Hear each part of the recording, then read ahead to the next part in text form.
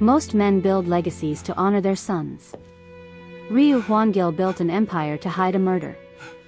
He didn't just survive an assassination attempt, he traded a stranger's life for his own, then spent the next 30 years raising her son as his successor. But in the underworld, secrets don't stay buried, they just grow teeth.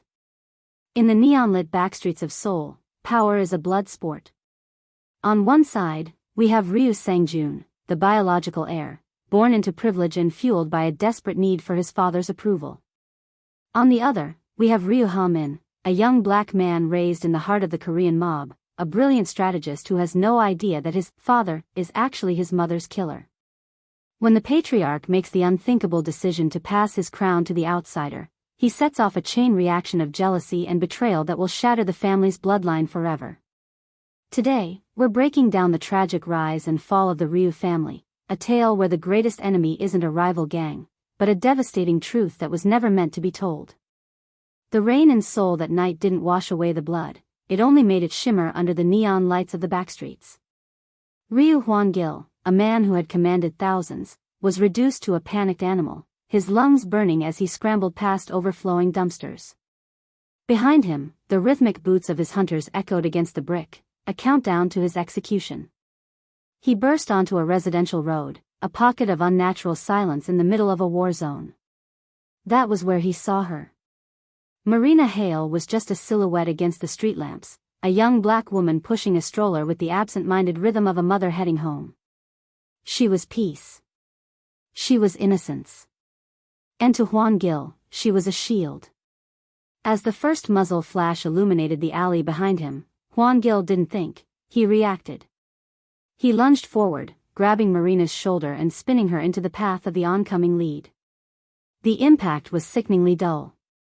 She didn't scream, the air simply left her as she collapsed, a human barrier that bought the patriarch the 2 seconds he needed to reach the shadows of a stairwell.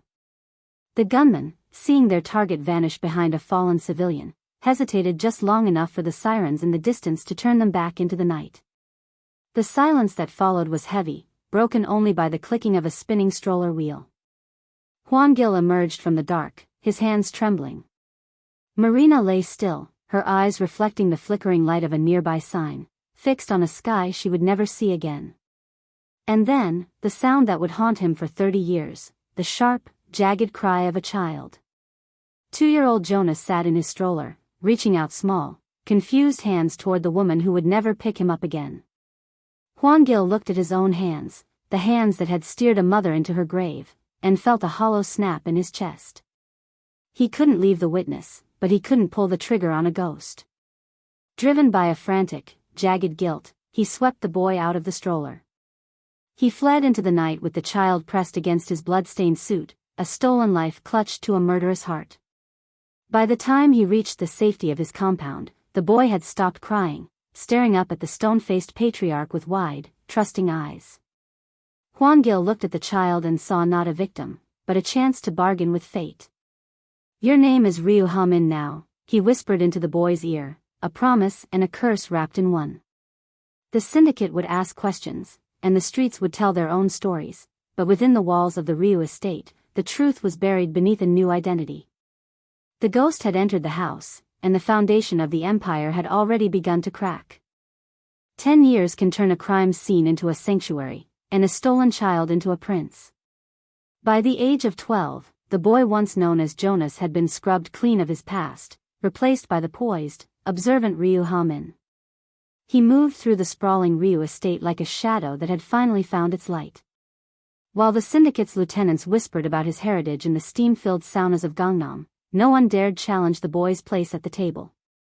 To do so was to challenge the patriarch himself, and Hwan-gil guarded Hwan-gil with a ferocity that bordered on religious penance. But inside the house, a different kind of war was simmering. Ryu Sang-joon, Hwan-gil's biological eldest, was a creature of blunt force and jagged edges. He spent his afternoons in the training halls, the rhythmic thwack of his bamboo sword echoing against the polished wood floors. He was the traditional heir, a reflection of his father's brutality, yet he found himself starving for the affection Hwan-gil poured onto the outsider. The divide was never more apparent than during their lessons. Sang-joon was a storm of motion, excelling in the mechanics of violence, his knuckles perpetually bruised from proving his worth. He wanted to be the fist of the syndicate. Ha-min, however, was becoming its mind. Under the tutelage of the family's elder advisors, the boy displayed a terrifyingly calm aptitude for strategy. He didn't just learn the business, he understood the human board. He had a heart that balanced Hwan-gil's coldness, a charisma that made the guards stand a little straighter when he passed. One evening, Hwan-gil sat in his study, the amber glow of scotch illuminating the weary lines of his face. He watched through the window as the two boys stood in the courtyard. Sang-joon was shouting, his face flushed with the effort of a sparring match he had technically won but emotionally lost. Ha-min simply stood there, breathing steadily, his dark skin a stark contrast to the white training dobok, his eyes filled with a quiet, maddening patience. "You think you're one of us?" Sang-joon hissed, his voice cracking with the weight of a decade's worth of resentment. "You're just a stray he picked up off the street. You have no blood here." Ha-min didn't flinch. He reached out, offering a hand to help his brother up from the deck. "Blood is just what we bleed, Sang-joon. It's the name that matters. And father gave me his." In the shadows of the study, Hwan-gil felt a chill that no drink could warm. He saw the fire in his biological son's eyes, a lethal, simmering insecurity, and the grace in the boy he had orphaned. He had raised two shadows, one born of his flesh, and one born of his greatest sin. He realized then that he hadn't created a family, he had built a collision course. The air in the Ryu family's private banquet hall was thick with the scent of expensive tobacco and aged scotch, but a cold draft seemed to blow through the room the moment Hwan-gil stood up. Seated around the heavy obsidian table were the 12 pillars of the syndicate, men who had bled for the Ryu name and expected their loyalty to be repaid with stability. To them, stability had a name, Sang-joon. Sang-joon sat at his father's right hand, his posture rigid, his chin tilted at an angle of practiced arrogance. He wore a tailored charcoal suit that hid the tension in his shoulders. He was the natural conclusion to his father's story, the biological legacy. Across from him, Ha-min sat in a silence so profound it felt like a physical weight. He didn't look at the elders, he kept his gaze fixed on the steam rising from his tea, his face an unreadable mask of obsidian calm. Hwan-gil cleared his throat, a sound like dry leaves skittering over pavement. 30 years ago, I began building this house on a foundation of iron, he began, his voice raspy but commanding. But iron rusts. A legacy requires a mind that can see the storm before the first drop of rain falls. He placed a heavy hand on the table, leaning forward until his shadow draped over both of his sons. Sang-joon leaned in slightly, a hungry, expectant light flickering in his eyes. He was ready for the crown. He had already prepared his speech. After long deliberation, Hwan-gil continued, "I have decided who will lead the Ryu Syndicate into the next generation. My successor is Ha-min." The silence that followed was deafening. It wasn't the silence of respect, but the vacuum that precedes an explosion. One of the elder pillars dropped his lighter, the metallic clack against the floor sounded like a gunshot. Sang-joon didn't move. He didn't blink. The blood simply drained from his face until his skin took on the waxy pallor of a corpse. "Father," Sang-joon whispered, the words sounding strangled. "The elders, the traditions, the blood." "Tradition is for those who cannot innovate," Sang-joon, Hwan-gil snapped, his eyes flashing with a sudden, sharp cruelty. It was a lie, a protective wall he was building around the boy he had stolen.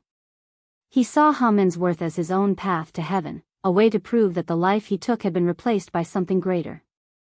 Ha-min has the vision. You have only the temper. Ha-min finally looked up. He didn't look triumphant, he looked at Sang-joon with a haunting, soulful pity that stung worse than any insult. The room went cold, the temperature plunging as the elders exchanged glances of shared mutiny. They saw a black man being handed a Korean throne, and in their narrow world, that was a declaration of war. Sang-joon stood up slowly. He didn't argue. He didn't scream. He simply bowed to his father, a stiff, mechanical gesture, and walked out of the hall. As the door's heavy oak doors swung shut behind him, the crown of thorns had been placed. Hwan-gil had secured his redemption, but in doing so, he had just signed Ha-min's death warrant. The aftermath of the announcement didn't result in an explosion, it resulted in a chilling, pressurized silence. Sang-joon didn't retreat to his quarters to lick his wounds. Instead, he found himself in the dimmed, mahogany-paneled backrooms of a private club in Gangnam, the kind of place where the air tasted of expensive cigars and treason. He wasn't alone. 3 of the syndicate's oldest pillars, men who had served Hwan-gil since the days of street brawls and blade work, sat across from him. They didn't offer condolences, they offered poison. "A king who forgets his own blood is a king who has lost his mind," whispered Elder Park, his voice a dry rasp. He slid a glass of untouched whiskey toward Sang-joon. "We have lived by a code for 40 years, Sang-joon. That code says the Ryu line begins and ends with a Ryu. Not a gift from the streets." Sang-joon stared into the amber liquid, his reflection distorted and fractured. The humiliation of the banquet hall was a physical weight in his chest, a burning sensation that felt like swallowing glass. "My father says he has vision," Sang-joon muttered, his voice hollow. "He says I only have a temper." "He is blinded by guilt, or perhaps senility," another elder added, leaning into the light. "He looks at Ha-min and sees a project. We look at Ha-min and see a stain. A man who does not share our history cannot lead our future. If Ha-min takes that seat, the other families will see us as weak. They will see a syndicate that has forgotten its face." The words were calculated, designed to bridge the gap between Sang-joon's personal jealousy and a noble defense of tradition. They made his resentment feel like a duty. Every time they used the word stain, every time they emphasized the word blood, a chord snapped inside Sang-joon. He had spent his entire life trying to be the perfect reflection of Hwan-gil's brutality, only to be tossed aside for a man who didn't even share his DNA. "What would you have me do?" Sang-joon asked. His voice was no longer trembling, it had gone cold, settling into a flat, lethal monotone. "The patriarch cannot be moved," Park replied, swirling his drink. "But the successor is fragile. Accidents happen to those who climb too high, too fast. If the stain is removed, your father will have no choice but to turn back to the son who remained loyal."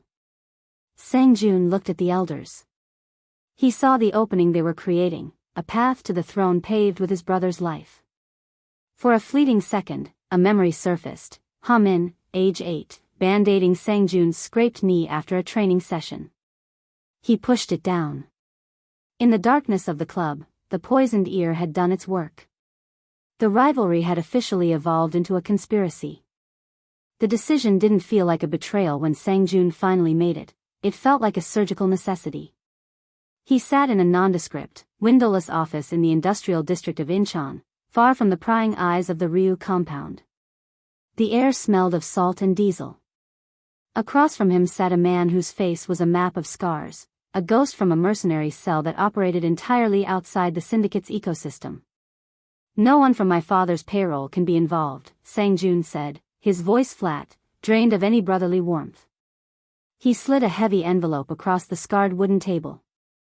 Inside was enough untraceable cash to buy a dozen lives.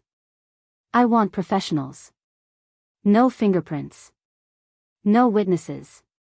It needs to look like a rival syndicate, a hit by the Kangdae family to test the new successor's strength." The mercenary fanned the bills with a practiced, cynical thumb. "And the target?" "Ryu Ha-min," Sang-joon replied. The name felt like lead in his mouth.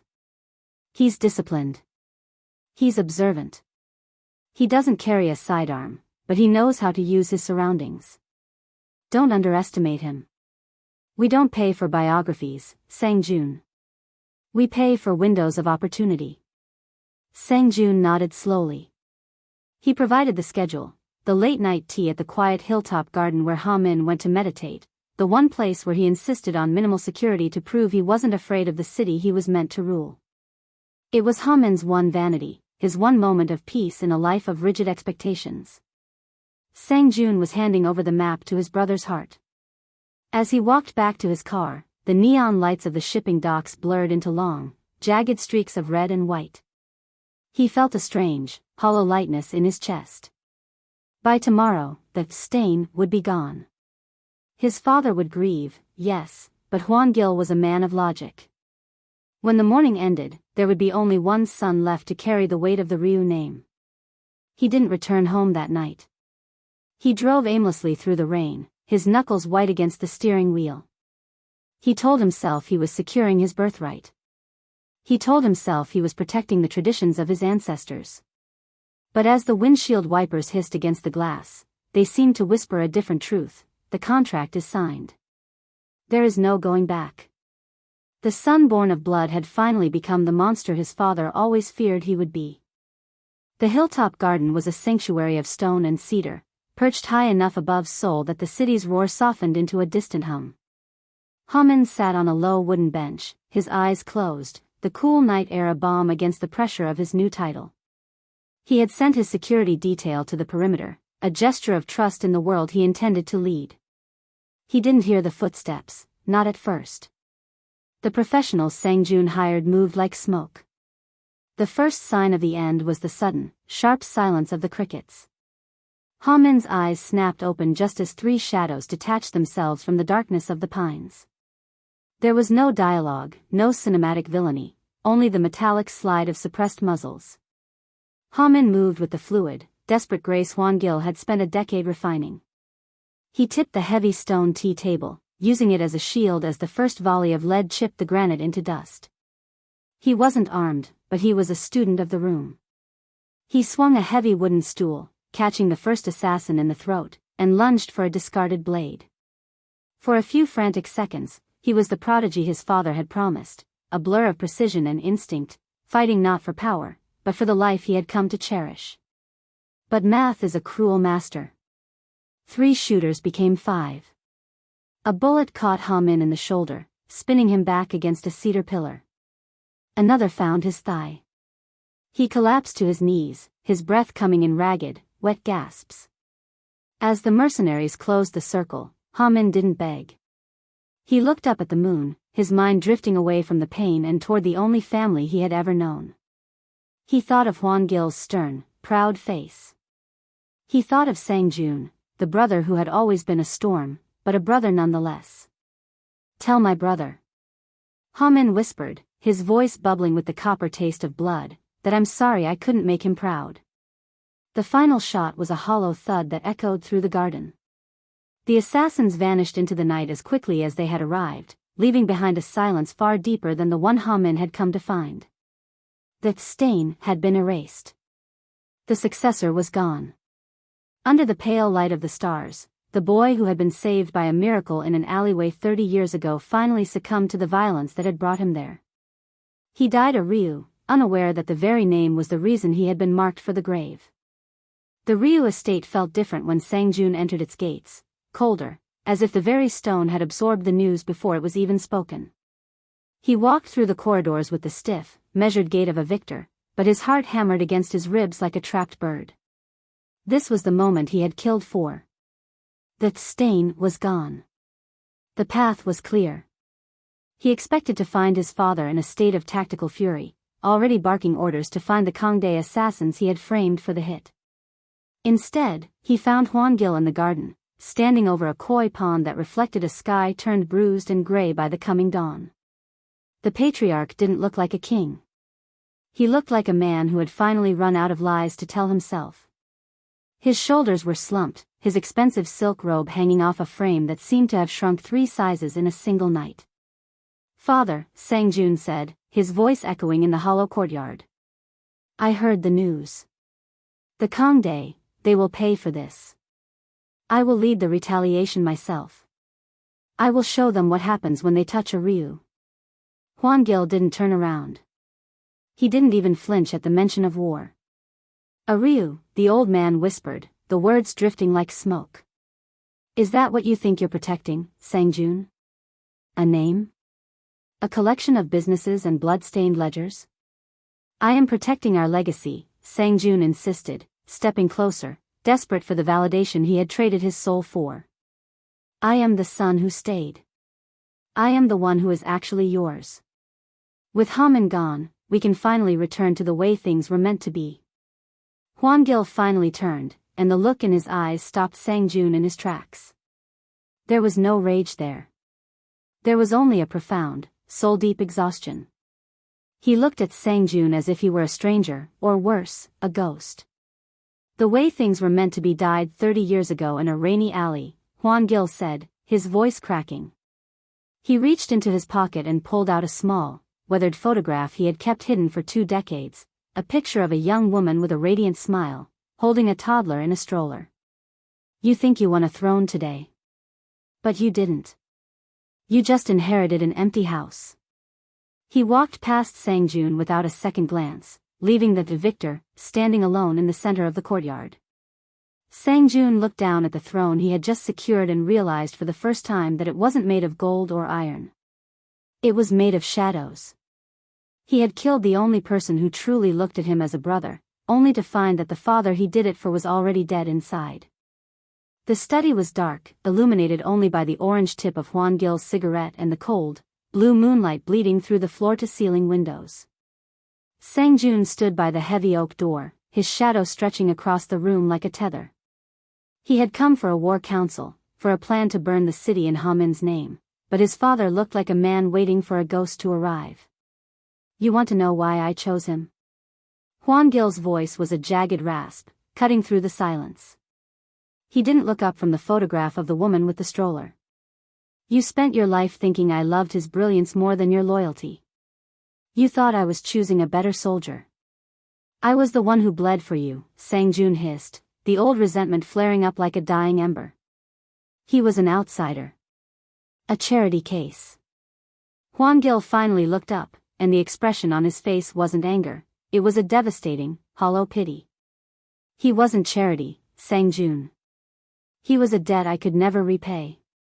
32 years ago, I was cornered in an alley in Itaewon. The gunman had me. I was a dead man. He paused, the smoke from his cigarette curling into the air. And then I saw her. A woman. Marina Hale. She was just walking home with her son. I didn't think. I didn't hesitate.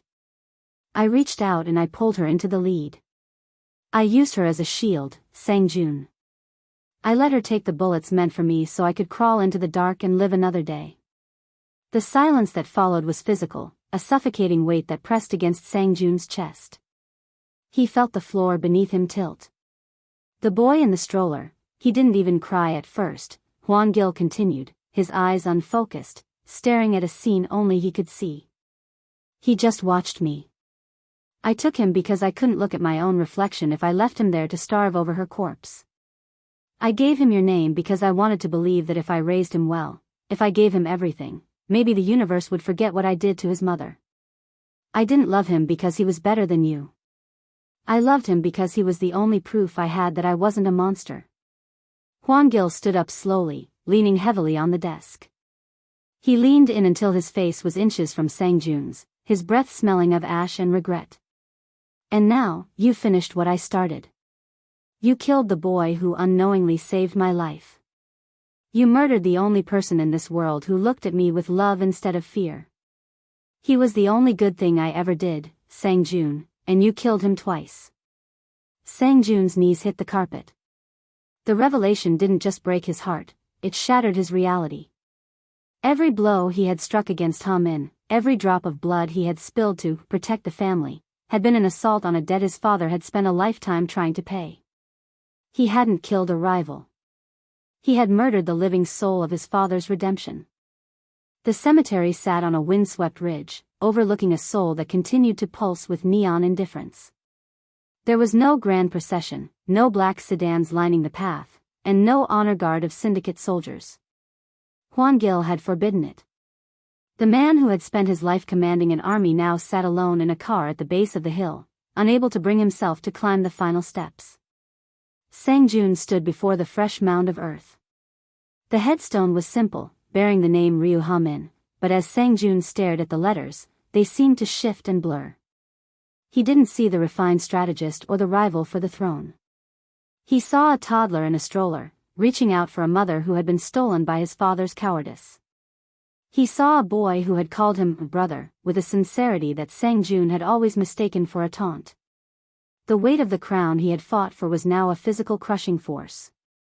The syndicate was already fracturing, without Hwa-min's mind to guide it or Hwan-gil's iron will to hold it. The pillars were turning on each other like starved wolves.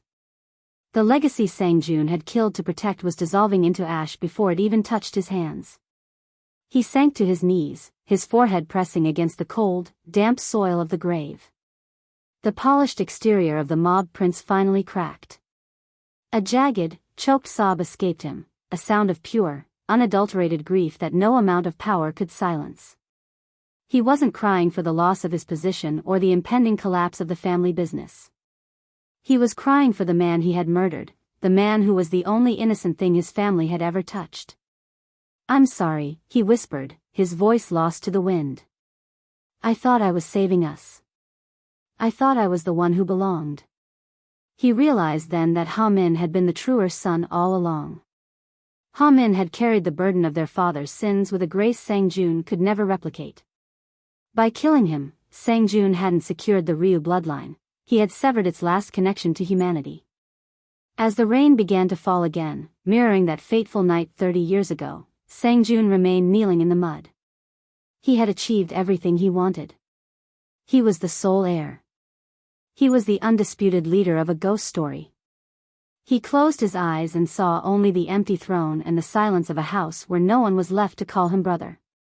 The cycle of violence had reached its natural, hollow end, leaving behind nothing but the echoes of a choice made in an alleyway, and the bitter taste of a victory that felt exactly like a death sentence.